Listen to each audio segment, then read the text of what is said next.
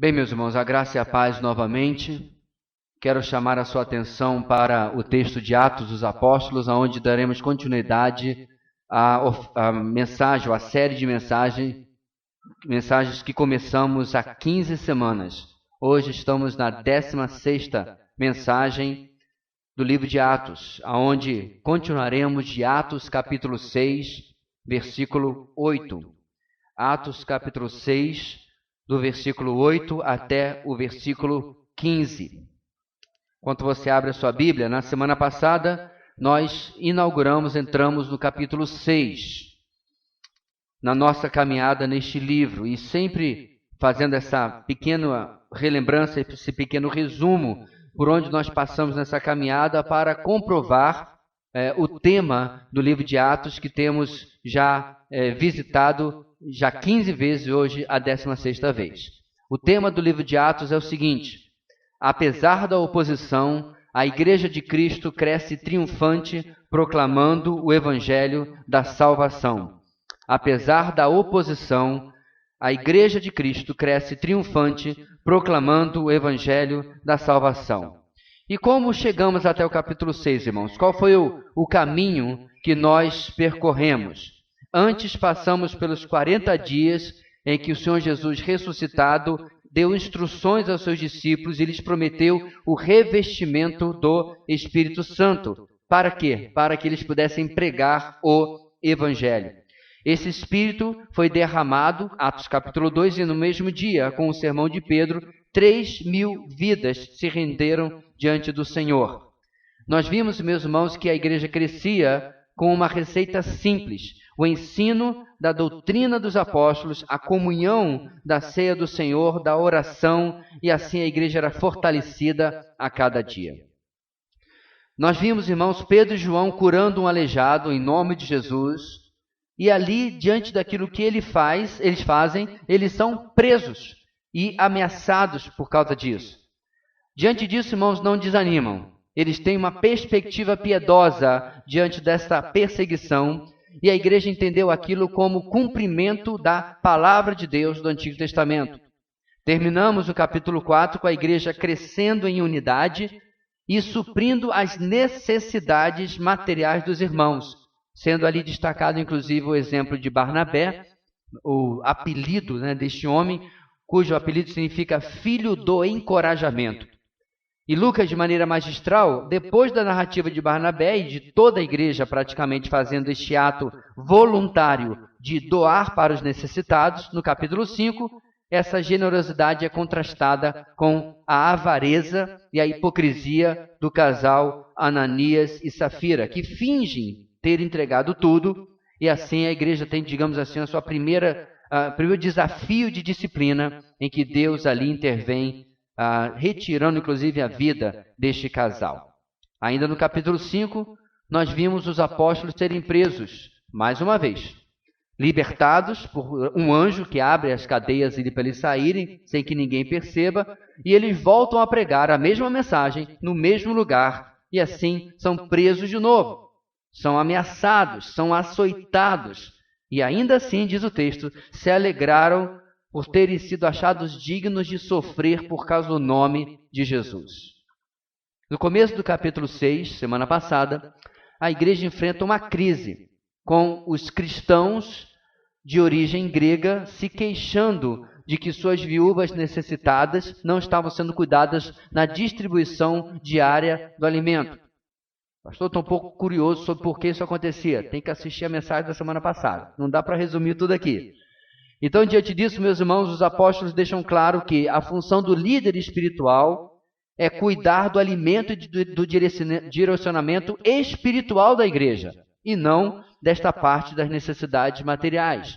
A igreja é desafiada a escolher homens que fariam isto. Eles escolhem 7 homens, e dentre esses escolhidos, irmãos, um se destaca. O texto diz, no versículo 5 do capítulo 6, Estevão, homem cheio de fé e do Espírito Santo.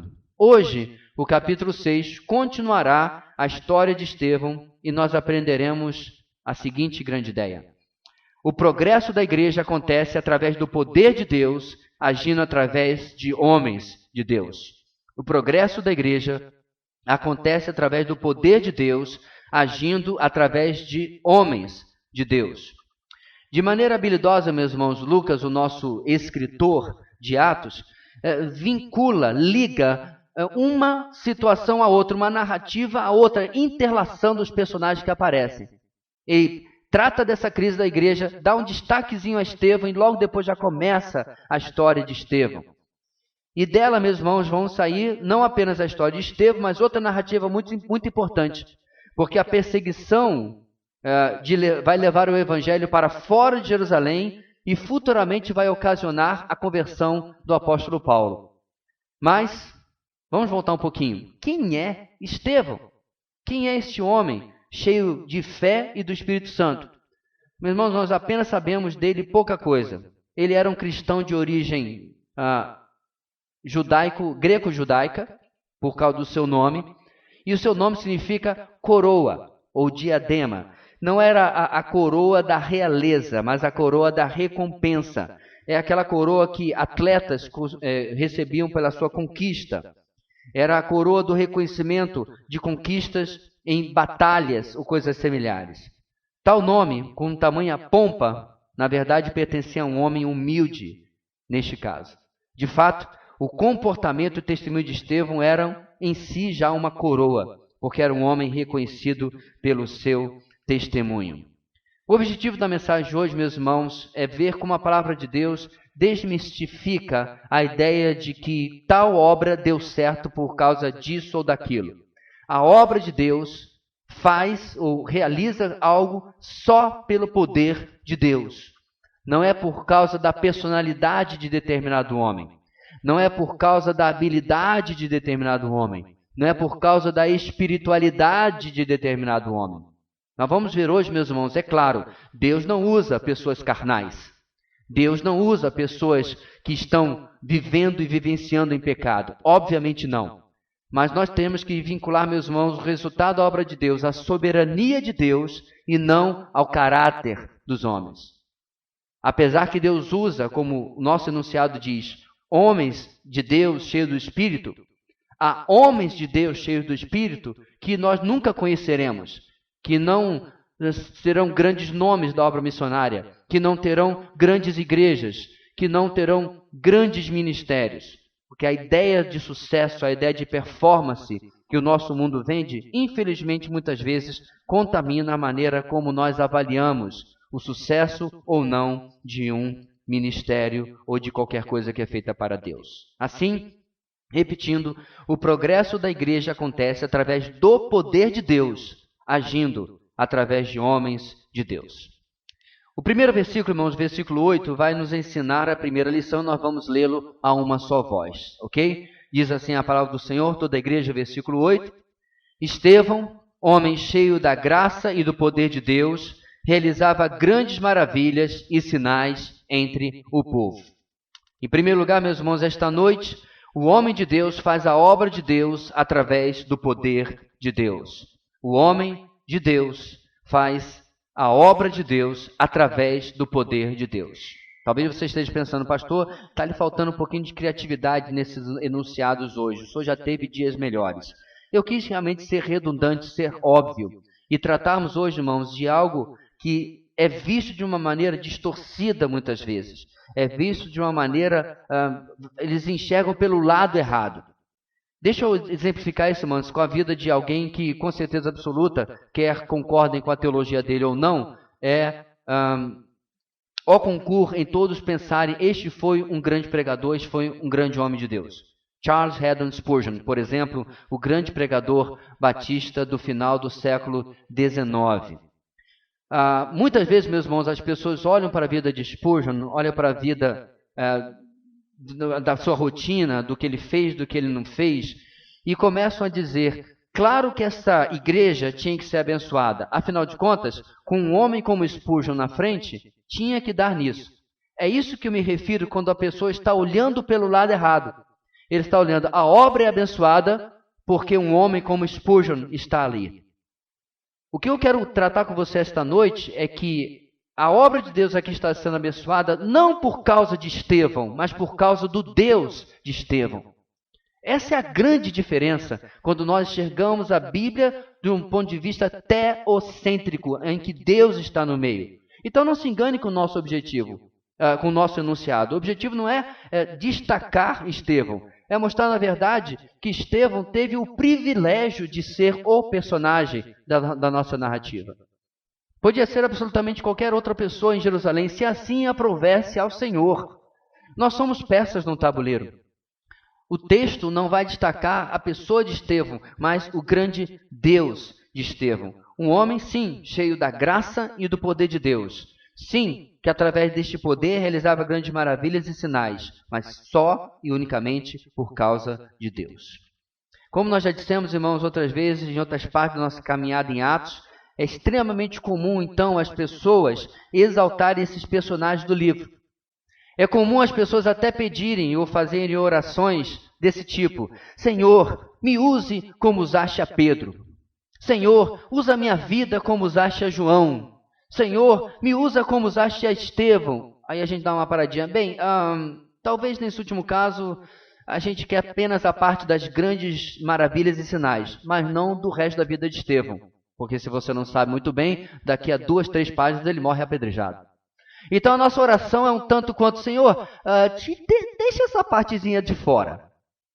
Eu quero pregar, eu quero fazer sinais e maravilhas, eu quero ser a geração de Estevão, 2.1, né, com uma cláusula de exceção.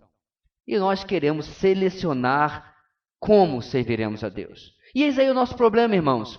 Os amigos de Daniel, lá no Antigo Testamento, foram salvos da fornalha ardente. Todos lembram disso, né? Nabucodonosor olha dentro da fornalha, tem 3 jovens e mais um, e Nabucodonosor diz: vejo um como o filho dos deuses. Ele quase acertou. Ele deveria dizer: vejo um como o filho de Deus, porque ali é consenso dos teólogos que era uma aparição no Antigo Testamento da segunda pessoa da Trindade, ou seja, do Senhor Jesus. Então, os amigos de Daniel, eles são salvos da fornalha ardente, mas Estevão morrerá apedrejado algumas páginas depois do nosso texto. A moral aqui, meus irmãos, é que eu e você não escolhemos como vamos glorificar a Deus, nem como será a vontade de Deus para a nossa vida. Não é uma mesa de buffet. Senhor, eu quero isso aqui, mas isso aqui não. Dá 3 pitadas ou 4 colheradas disso aqui, mas isso aqui eu não quero nadinha. Não é assim que funciona. Você pode, inclusive, questionar: mas Deus está usando Estevão, e em ele usar Estevão não tinha nada a ver, pastor, com ele ser um homem consagrado? Isso não tinha nada a ver com ele ser um homem fiel a Deus? Não tinha nada a ver com ele ser um homem piedoso? Não é isso que eu estou dizendo, meus irmãos. Claro que tinha a ver. Eu acabei de falar alguns minutos atrás que Deus não usa pessoas carnais, a não ser para executar o seu juízo. Ele usa, por exemplo, Nabucodonosor para executar o seu juízo sobre Jerusalém. Mas para usar na obra de Deus, a palavra de Deus afirma que sim, Deus busca homens fiéis, piedosos, homens consagrados. Quer ver só? Salmo 51, versículo 17. Os sacrifícios que agradam a Deus são um espírito quebrantado, um coração quebrantado e contrito. Ó Deus, não desprezarás. Um outro texto importante é 2 Crônicas 16, 9. Pois os olhos do Senhor estão atentos sobre toda a terra, para fortalecer aqueles que lhe dedicam totalmente o coração. O profeta fala essas palavras, irmãos, ao rei Asa, que no final da sua vida estava se desviando de ser fiel a Deus. Então, sim, Deus está do lado daquele que é humilde, que é contrito de coração, daquele que lhe dedica todo o coração. Mas, contudo, entretanto, todavia, Deus ainda assim fará, Deus ainda assim usará esta pessoa da maneira como Ele bem quiser e planejar. Ou seja, eu vou me consagrar, então Deus vai fazer isso ou aquilo. Tire o seu cavalinho da chuva. Não funciona assim. Deus vai nos usar, meus irmãos, como uma ferramenta tal e como Ele quer, tal e como Ele tem planejado. É como as ferramentas na minha caixa de ferramentas. Esta semana eu fui comprar uma chave Phillips nova, porque usaram a minha chave Phillips para abrir uma caixa de cola e ela não serve mais. E aí o vendedor me convenceu a comprar um pequeno jogo, porque saía mais barato que comprar uma chave apenas proporcionalmente. Eu comprei o pequeno jogo. E eu tirei da caixa e juntei e botei dentro da caixa de ferramenta. E depois lá de dentro veio uma voz. Ei, com licença. Você não entendeu bem. Eu fui planejada para grandes coisas. Eu sou uma chave Phillips de alta qualidade. Eu não fui feita para ficar no escuro dentro de uma caixa de ferramenta. Na verdade, você deveria ter um display em que eu e as minhas colegas, que são inferiores a mim, diga-se de passagem, pudessem ficar da maior até a menor, aonde toda a minha utilidade pudesse ser vista, porque eu fui planejada para grandes coisas. Mas aí eu tomei um remédio e a voz parou, irmãos. Não, estou brincando. O ponto aqui, meus irmãos, é que muitas vezes nós somos com essa ferramenta dentro da caixa que questiona Deus, como Ele está ou não está nos usando. Mas sabe o que é mais interessante, irmãos? Aí Deus fala assim, tá bom, querido, então eu vou lhe usar. Mas no caso de você, você precisa ser afiado. E Deus pega e começa a afiar. E afiar dura. E afiar dói. E afiar custa. E a gente diz, não, Senhor, mas não era bem isso que eu tinha em mente. Eu queria ser usado, né? Eu venho como estou e quero ficar como eu sou. É assim que a gente quer cantar para Deus. Então a gente quer de novo ser Estevão com as nossas adaptações. Para ser da maneira como nós queremos e não da maneira como o nosso Deus quer. Esse grande erro, meus irmãos, está na oração de muita gente. É mais ou menos assim, Deus me usa, mas que seja do jeito que eu quero.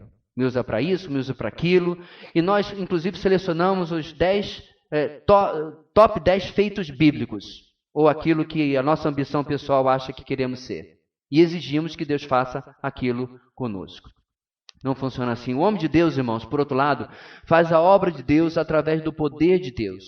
E podemos nós acrescentar, segundo a vontade de Deus. Esse pequeno verso 8 e tudo mais, irmãos, que nós veremos sobre a vida de Estevão, era a vontade de Deus para ele, inclusive o martírio. Há, claro, entre nós muitos cristãos que não têm a mínima ideia do que Deus quer de si. Que estão completamente por fora do que Deus quer ou não quer fazer. Estão vivendo a vida, né? Estão mais ou menos nessa teologia do pagode. Deixa a vida me levar.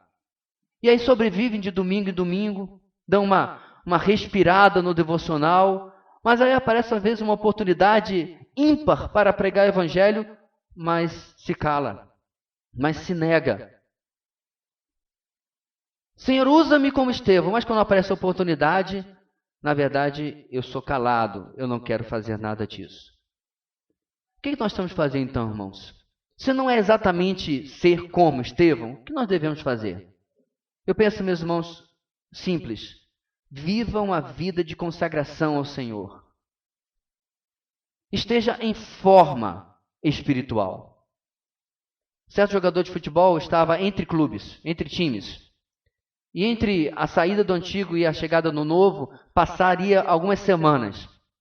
Ele pediu permissão ao antigo time que ainda para frequentar suas dependências ainda e treinar. E o repórter perguntou para ele, está treinando? Por quê? Não, porque eu tenho que estar em forma. Porque quando o meu novo time chamar e o treinador precisar de mim, né, o técnico precisar de mim, eu possa imediatamente entrar em campo e desempenhar o meu papel. Nós nunca saberemos, meus irmãos, quando que o técnico, o capitão, o dono do time, tudo com letra maiúscula, eu estou falando do nosso Deus, vai nos tirar do banco. E quantas vezes ele vai desejar nos chamar, nos tirar do banco e nós estamos fora de forma. Alguns quilos a mais, barrigudinho, lento, sem ritmo de jogo. E aquele desafio para sermos usados por Deus não pode ser realizado na nossa vida, porque nós estamos fora do foco de Deus.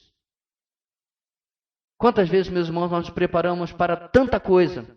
Essa semana encontrei com um antigo amigo da época que eu prestava serviço para a Unimed. Ele era um funcionário da Unimed, eu apenas prestava e é um cristão também.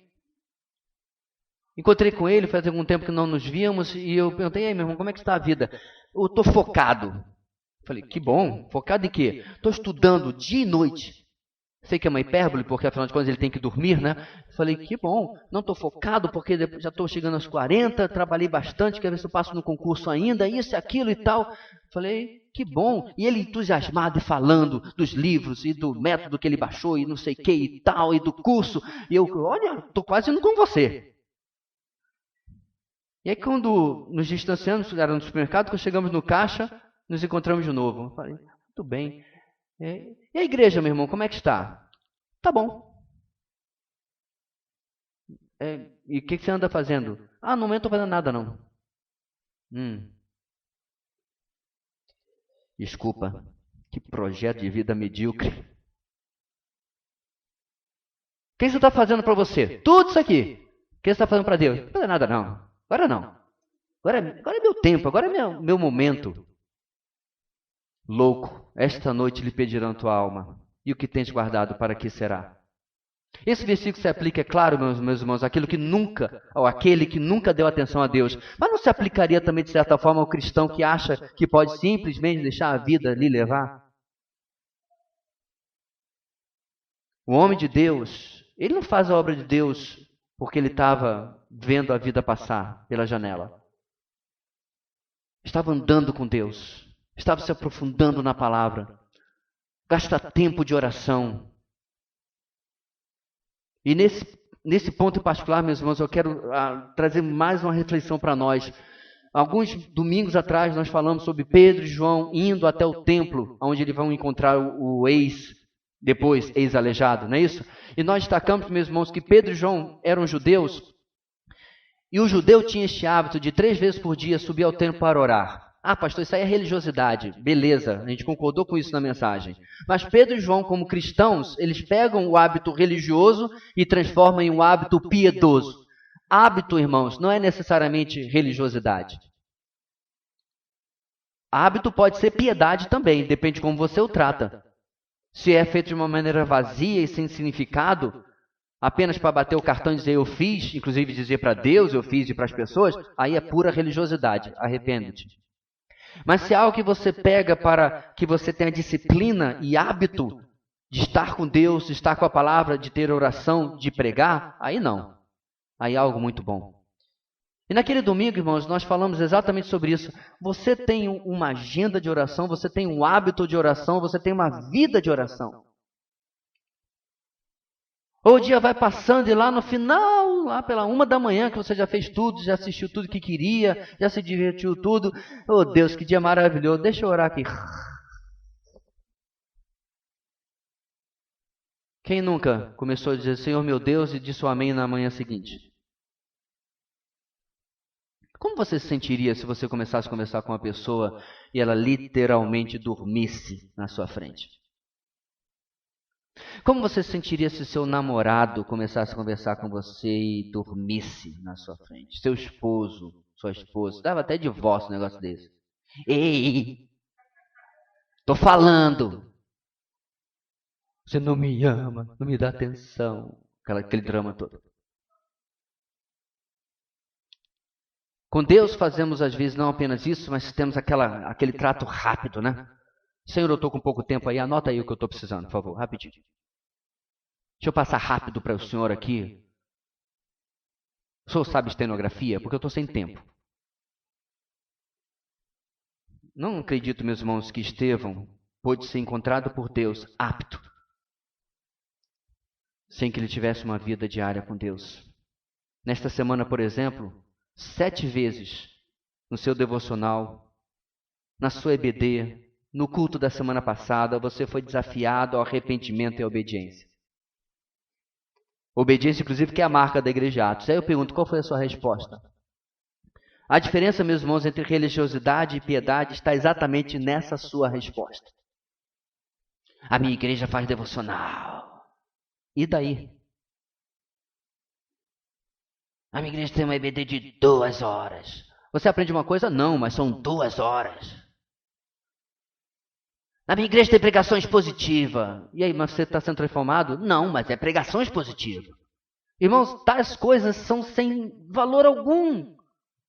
Você não traz mudança, você não traz transformação, você não traz impacto na minha vida. em servir a Deus através daquilo que Deus está usando por essas meras ferramentas para poder confrontar a minha vida. E se isso acontecer na minha vida, na sua, nós, o homem e a mulher de Deus, vai poder fazer a obra de Deus através do poder de Deus, conforme a vontade de Deus. Em segundo lugar, meus irmãos, o versículo 9, que vamos ler juntos agora, nos trará mais uma lição. Vamos lá, diz assim a palavra do Senhor, todos juntos. Contudo, levantou-se a oposição dos membros da chamada Sinagoga dos Libertos, dos judeus de Cirene e de Alexandria, bem como das províncias da Cilícia e da Ásia. Cilícia e da Ásia. Esses homens começaram a discutir com Estevão. Muito bem. Em segundo lugar, a obra de Deus, através do poder de Deus, atrai oposição. A obra de Deus, através do poder de Deus, atrai oposição.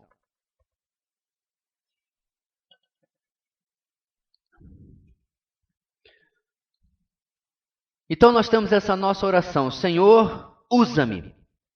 E essa oração de Senhor, usa-me, raramente inclui o verso 9. Raramente inclui a oposição.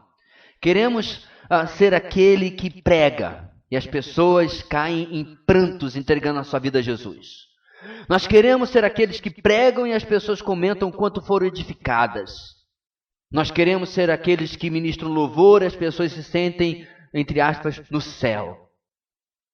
Nós queremos ser aqueles que aconselham e as vidas experimentam um giro de 180 graus, uma mudança radical de imediato. Contudo, lembre-se, o Deus da fornalha de fogo é o mesmo Deus do apedrejamento de Estevão. Você não escolhe como glorificá-lo. O mundo evangélico, irmãos, moderno, criou um monte de unções. Já ouviu falar sobre isso? Unção de Manassés, unção de Daniel, unção de José e assim por diante. Pastor, qual a base bíblica? Para que base bíblica? Isso vende bem. Dizem eles. Vivem eles assim. E eles criam, meus irmãos, fazem essas campanhas. E cada ano inventa uma unção nova. Mas interessante, irmãos, eu nunca vi, pelo menos não até agora, uma campanha ou alguém inventar uma unção de Estevão. Não. Porque junto com esses supostos poderes que eles ambicionam, os poderes que Estevão demonstra aqui, junto com isso vem a vontade de Deus para ele de passar pelo martírio. Então você dificilmente vai ver uma campanha de início de igreja, o ano da unção de Estevão. Ninguém quer, de maneira alguma. Porque diante, meus irmãos, da forma como Estevão era usado, uma oposição específica se levanta contra ele. No verso 9, a sinagoga, que era um lugar de reunião dos judeus, né, longe de Jerusalém, a sinagoga dos libertos se levanta contra ele. Quem são esses? Talvez fossem pessoas ou aqueles que tinham sido libertados de serem prisioneiros de guerra ou até mesmo da escravidão. Uma sinagoga de gente com um pano de fundo similar. E precisamente eram esses que estavam se levantando contra Estevão. Os membros dessa sinagoga, inclusive, eram de áreas bem interessantes. Eles eram do norte da África, Cirene e Alexandria, duas principais cidades. Eles eram da Ásia, que é a porção da atual Turquia, e eram da Cilícia, 3 áreas extremas, perto ou ao redor da Judéia ou de Jerusalém. E possivelmente, meus irmãos, foi nessa Assembleia da Cilícia que Paulo compareceu, porque Tarso ficava nessa província. Então, um toquezinho aí também de Lucas, já começando a fazer o fio da meada da narrativa que ele vai começar daqui a um pouco. Bem, esses homens então resolveram discutir com Estevão, decidiram que bastava desse homem pregar e ninguém se opor a ele. E eles começam a persegui-lo, e a oposição a essa obra, meus irmãos, surge porque a obra é verdadeira. Presta atenção, a oposição à obra de Deus, quando é verdadeira, é arquitetada por Satanás, principalmente porque ele sabe que aquela obra vai causar dano ao seu reino. O que Estevão pregava, meus irmãos, estava sendo oposto ou estava sendo resistido por essas pessoas porque era uma ameaça real aquilo que eles pregavam e particularmente ao que Satanás queriam. O inimigo, meus irmãos, de nossas almas, ele pode ser tudo menos burro. Ele é muito astuto. Ele sabe do poder que a pregação do evangelho tem nas vidas. É como uma fagulha em uma mata seca. Logo se torna um fogo incontrolável.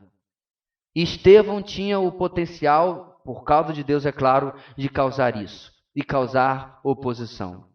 E como sempre, meus irmãos, quando nós falamos deste livro, ou neste livro sobre oposição, nós temos um grande problema. Qual é este problema? Nós não temos quase oposição.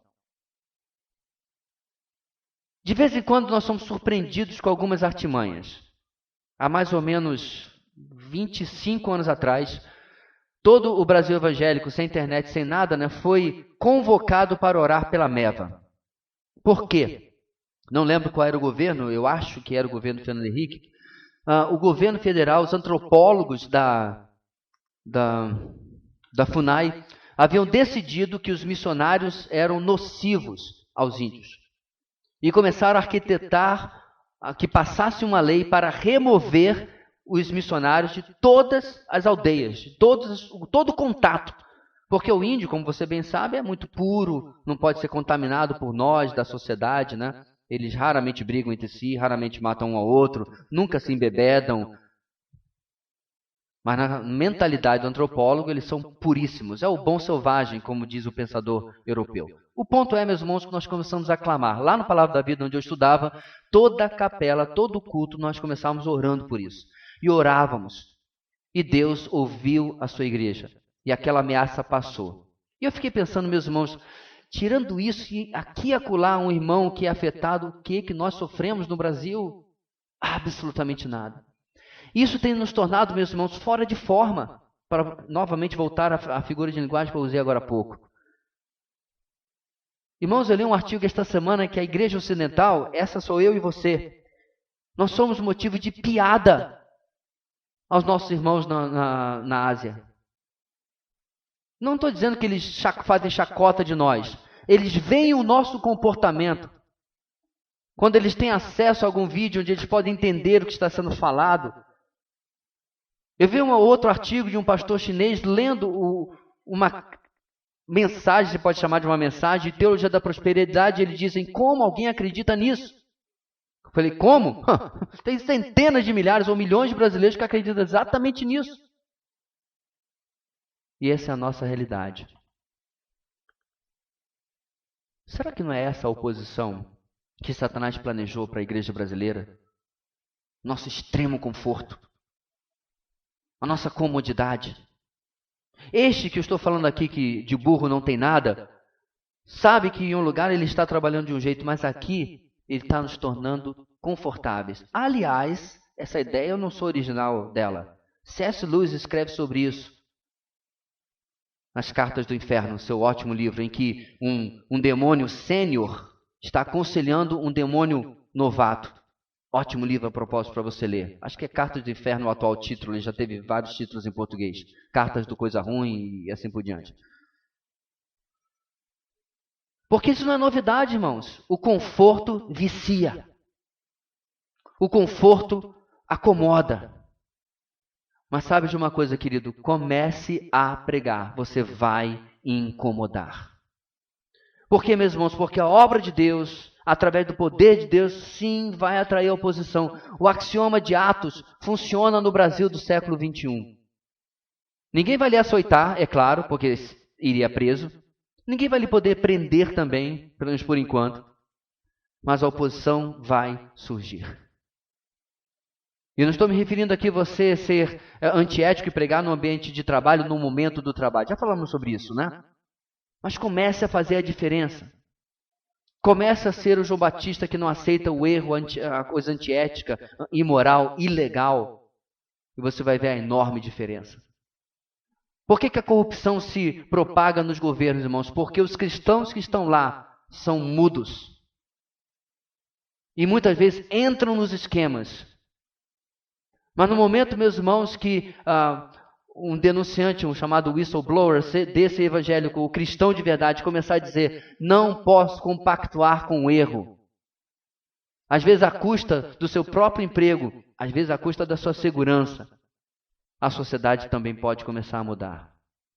Portanto, queridos, esse é o pacote. Quer ser usado como Estevão? Comece a pregar. Você que está na universidade, especialmente na universidade pública, com certeza você vai sofrer o escárnio. Esta semana, eu protestei sobre uma empresa de telecomunicações apoiar abertamente o aborto tardio nos Estados Unidos. O aborto tardio é o aborto até o momento do parto, se você não sabe o que é. Até segundos, na verdade, até que toda a criança esteja fora da mãe, menos a cabeça, a criança pode ser abortada. Isso está em discussão hoje nos Estados Unidos. E essa empresa de telecomunicações se colocou contra os estados que estão se recusando a aceitar tal lei. Se alguém já teve a curiosidade de ver o embate, dá uma olhadinha nos elogios que eu sou chamado ali. Por quê, meus irmãos? Porque o mundo nosso que jaz no maligno, o mundo cujo Deus desse século cegou o entendimento, não vai aceitar que as suas escolhas, que suas opções, que a sua cultura seja questionada. Nunca. E cabe à Igreja do Senhor, com o Evangelho principalmente, questionar aquilo que acontece ao seu redor. O homem de Deus faz a obra de Deus através do poder de Deus. A obra de Deus, através do poder de Deus, atrai oposição. Em terceiro lugar, meus irmãos, nós vamos ler o texto dos versículos 10 a 15 e encerrar a nossa mensagem de hoje. Diz assim a palavra do Senhor, toda a igreja junto. Mas não podiam resistir à sabedoria e ao espírito com que ele falava. Então subornaram alguns homens para dizerem: ouvimos Estevão falar palavras blasfemas contra Moisés e contra Deus. Com isso, agitaram o povo, os líderes religiosos e os mestres da lei, e prenderam Estevão, levaram-no ao sinédrio. Ali apresentaram falsas testemunhas que diziam: este homem não para de falar contra este lugar santo e contra a lei. Pois ouvimos dizer que esse Jesus, o Nazareno, destruirá este lugar e mudará os costumes que Moisés nos deixou. Olhando para ele, todos os que estavam sentados no sinédrio viram que o seu rosto parecia o rosto de um anjo. Em terceiro e último lugar, a oposição à obra de Deus nunca estará à altura do poder de Deus. A oposição à obra de Deus nunca estará à altura do poder de Deus. Irmãos, no verso 10, precisamos conferir o que a oposição desta sinagoga irá causar a Estevão. Sabemos que ele será apedrejado, é verdade. Mas este é realmente o verdadeiro resultado dessa oposição? É isso que eles querem causar a primeiro lugar? Será que eles não querem acabar não apenas com Estevão, mas com toda a pregação sobre Jesus? Então o que acontece aqui, irmãos? Primeiro, a oposição não estará à altura da obra de Deus, do poder de Deus, porque a mensagem da verdade nunca será suplantada. A primeira coisa que esse trecho nos ensina é isso, irmãos. A verdade, quando pregada, ela é irresistível, ela é incomparável. O texto diz: não podiam resistir à sabedoria e ao espírito com que ele falava. O que nos leva, meus irmãos, a mais uma vez pensar naquela oração: Senhor, me usa como Estevão. Aí Deus responde: irmão, você está se preparando como Estevão? Um outro Estevão, na verdade se pronuncia Stephen Kirchner, meu professor de teologia sistemática, teologia bíblica e outras matérias. Uma vez ele estava em nossa capela, meus irmãos, e ele fez o mestrado dele na Inglaterra, e ele estava olhando o seu professor pregar. E o Estevão nos contou, meus irmãos, que ele pensava assim: que homem maravilhoso, que homem cheio de conhecimento, passeia pela Bíblia, vai para lá, vai para cá, conhece a teologia como poucos. E enquanto ele pensava nisso, o pregador, o seu professor, disse: muitas vezes nós queremos nós queremos o bônus da obra de Deus, mas não queremos o ônus. E ele parou e disse: será que ele quer dizer? Nós queremos ser como Spurgeon, nós queremos ser como tal pregador, nós queremos escrever como tal escritor, mas não queremos gastar as horas e horas em cima da palavra que estes mesmos homens gastaram. E o Stephen Kirchner, meu professor, achou curioso, porque isso combinava dirigir, é como se Deus estivesse ouvindo os pensamentos dele. Porque ele estava exatamente pensando: eu queria pregar como esse professor. E desde aquele dia ele parou para pensar o seguinte: como eu posso querer pregar como ele, se eu não gasto tempo na palavra tal como ele? O ponto aqui, meus irmãos, é que você quer ser usado como Estevão? Dá uma olhada, vou repetir. Não podiam resistir à sabedoria e ao espírito com que ele falava.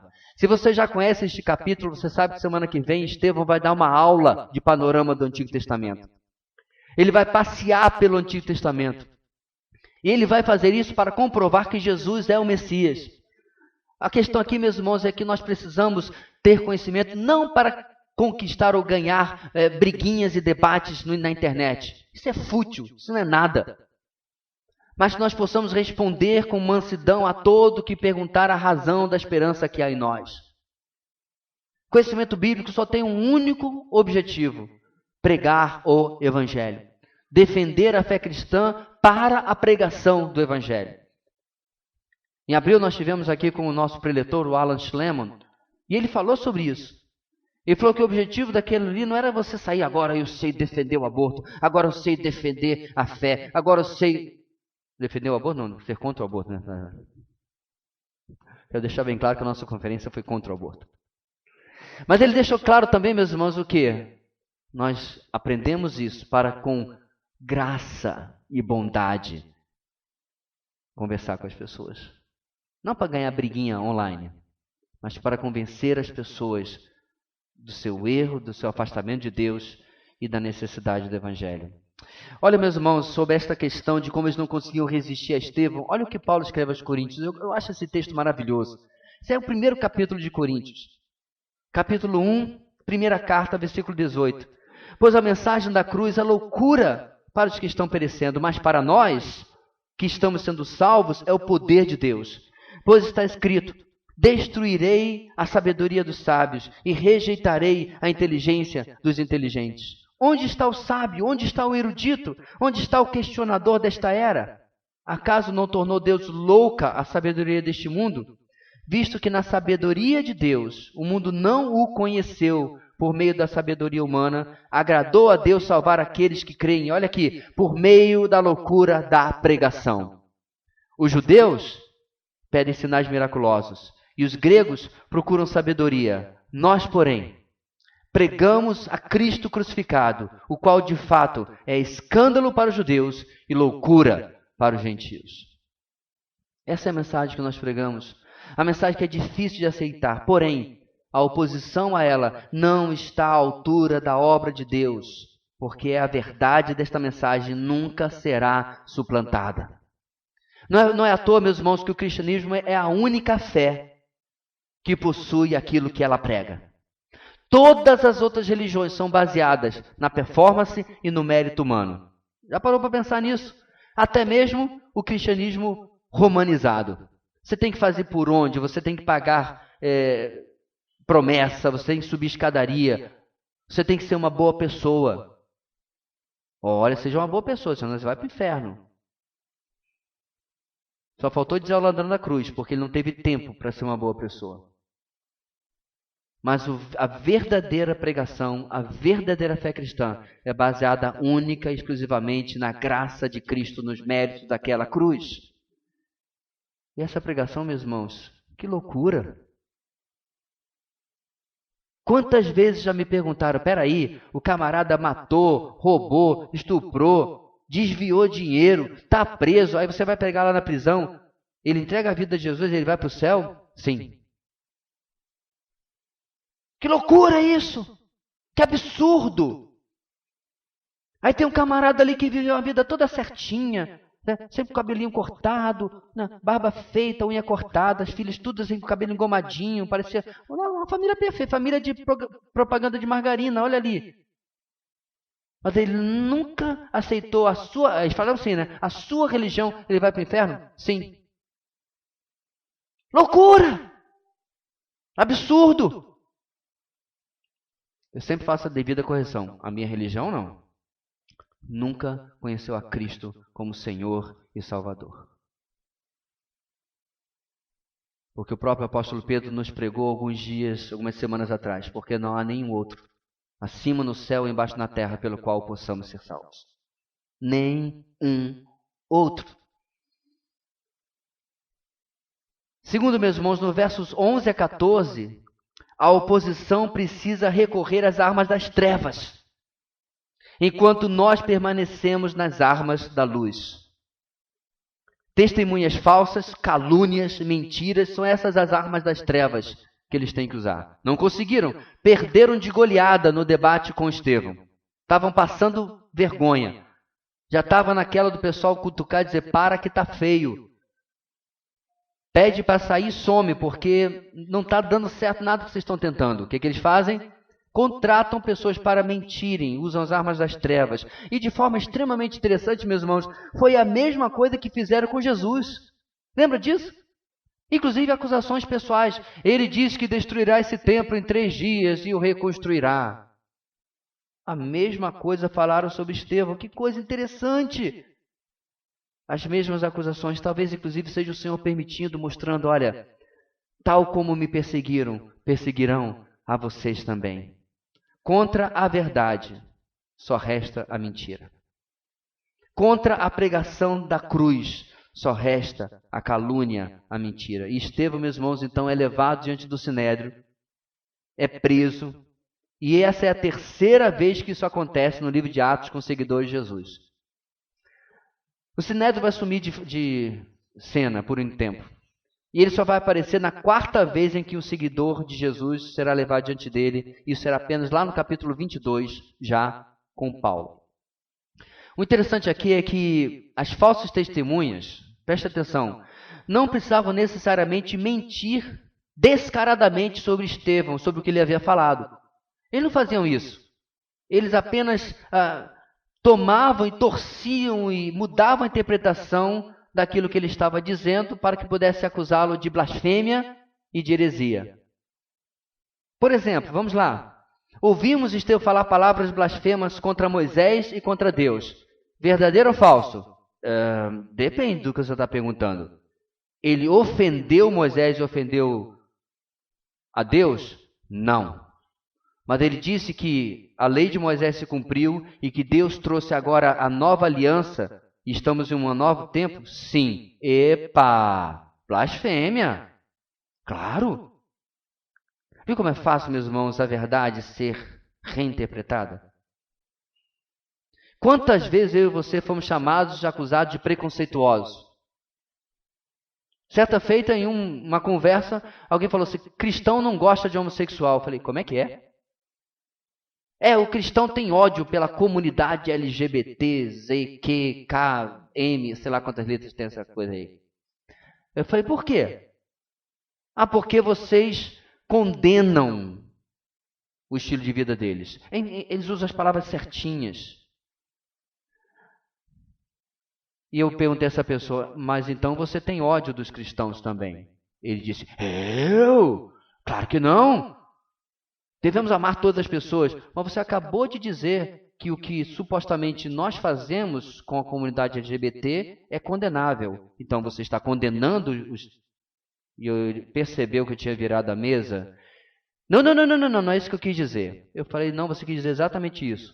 Você apenas foi pego no seu absurdo de pensamento. Mas já que você abriu essa porta, deixa eu dizer o que realmente acontece. Nós cristãos discordamos do comportamento homossexual, porque está na Bíblia que esse comportamento não agrada a Deus. Tal como discordamos do comportamento do mentiroso, do fofoqueiro, não há pecado maior do que o outro, do corrupto e de qualquer outro que a palavra de Deus diz, isto está fora do meu padrão.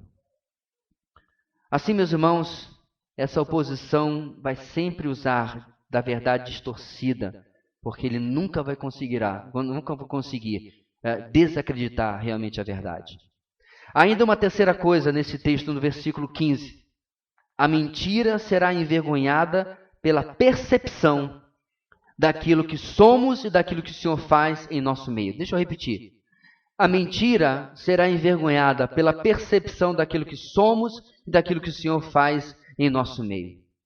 Aqui neste caso, meus irmãos, no caso de Estevão, foi mais um desses sinais que Atos nos traz, um sinal miraculoso. O rosto de Estevão provavelmente resplandecia. O texto diz, no versículo 15, olhando para ele, todos os que estavam sentados no sinédrio, preste bem atenção, viram que o seu rosto parecia o rosto de um anjo. Alguma coisa mudou, ele foi transfigurado, talvez como Jesus lá no monte. O texto não é claro, mas o fato é, alguma coisa aconteceu. E eu fico pensando, meus irmãos, tinha talvez um outro fariseu, né? Nessa é mais dos saduceus, com o rosto baixo, dando uma olhada no seu WhatsApp, no tal, e levou uma cutucada. Olha o cara ali. Porque o texto diz que todos prestaram atenção em Estevão. E aí todos se converteram e se renderam e se jogaram ao chão arrependidos e foram felizes para sempre. Só que não. Só que não. Porque não é a primeira vez, meus irmãos, que eles são confrontados com os resultados do Evangelho e se mantêm cegos. No capítulo 4, versículo 14, vendo com eles um homem que fora curado, o ex-aleijado, nada tinham que dizer em contrário. Lembra que nós falamos, irmãos, como tratamos esse texto? Lá estava Pedro e João para serem julgados. Do lado dele, um homem que era coxo, agora não conseguia parar de usar suas pernas novas. Olha aí, ele está tudo funcionando. Parecia aquele pessoal que dança música celta, sabe? Aquela coisa bonita lá. Ele estava feliz da vida. E aí, o que o pessoal do Sinédrio faz? Glorifica a Deus? Não. Manda prender Pedro e João. Glorifica a Deus e exalta a Deus pelo grande feito no meio de Israel? Não. Não consegue dizer nada ao contrário. Era o ex-aleijado ali bem na frente deles e eles simplesmente não conseguem, porque a cegueira espiritual daqueles homens ficava cada dia mais claro, mesmo que as evidências estivessem ali. Meus irmãos, quando nós estamos pregando o Evangelho, as pessoas não são completamente ignorantes do que está acontecendo, mas o amor deles ao pecado impede muitas vezes que eles se rendam diante do Senhor. Impedem que eles possam se dizer, realmente é isso que eu estava procurando. Não obstante, essa oposição virá. E aí você tem hoje uma escolha. Pastor, mas se eu pregar lá, as pessoas vão rir de mim. Pastor, se eu pregar lá, eu sou muito querido no meu trabalho. Todo mundo me acha um cara maneiro, eu sou cool lá, sabe? Todo mundo gosta de mim. Sabe, eu sou arroz, que nem arroz de festa. Né? Sabe como é que é? Todo mundo gosta, todo mundo me convida. Vamos fazer um amigo secreto. Chama o fulano tem que participar. Vamos fazer. Todo mundo gosta de mim. Eu sou querido. Mas se eu começar a pregar o Evangelho, se eu começar a me identificar com o Senhor, eles vão me deixar. E você tem uma escolha, querido. Ou você fica cedendo à oposição. Até uma oposição silenciosa. Ou você se rende de que isso nunca estará à altura do poder de Deus. Se você quer verdadeiramente, meu querido, experimentar grandes coisas de Deus, você vai passar ridículos por Deus. Parecem ridículos aos olhos do mundo, mas não são. Você vai aproveitar as oportunidades para pregar o Evangelho. E você vai poder experimentar o poder de Deus acontecendo por você também. E aí, você tem temido os opositores? Você tem temido a zombaria? Você tem temido os argumentos que eles têm? Minha palavra essa noite final, meu irmão, é o seguinte: permaneça pregando a verdade e confie que nada pode ser maior que a verdade. Sabe por quê? Porque em João capítulo 14, Jesus nos afirmou: eu sou o caminho, a verdade e a vida. Pregar a verdade do Evangelho é pregar o próprio Senhor Jesus, aonde quer que nós estejamos. O progresso da igreja acontece através do poder de Deus agindo através de homens de Deus. Onde estão esses homens de Deus hoje? Onde estão essas mulheres de Deus? Será que a pessoa que está ao seu lado está sentada ao lado de um homem e de uma mulher de Deus? Essas não são as pessoas que estão com os nomes nos cartazes ou nas capas de livros. Homem e mulher de Deus é simplesmente aquele que, preparando-se na presença de Deus, está pronto para ser usado para a glória de Deus através do seu poder. Não é ser extraordinário, é ser servo, é ser leal e continuarmos fazendo aquilo para o qual Deus tem nos colocado em Boa Vista, Roraima. Oremos. Deus querido, ajuda-nos a viver a Tua palavra e o Teu Evangelho desta maneira. Queremos realmente, de fato, orar para que, tal como fizeste com qualquer homem na Tua palavra, possas fazer conosco também. Que a Tua vontade se manifeste de tal forma que nós possamos deixar de lado a oposição, as limitações que o mundo coloca para nós, e possamos com ousadia, com coragem, pregar a tempo e fora de tempo. O progresso da igreja em Atos acontece por ser esta igreja obediente, tal como nós vimos hoje exemplificado na vida de Estevão. Ajuda-nos desta maneira. É o que nós oramos, no nome de Jesus. Amém e amém.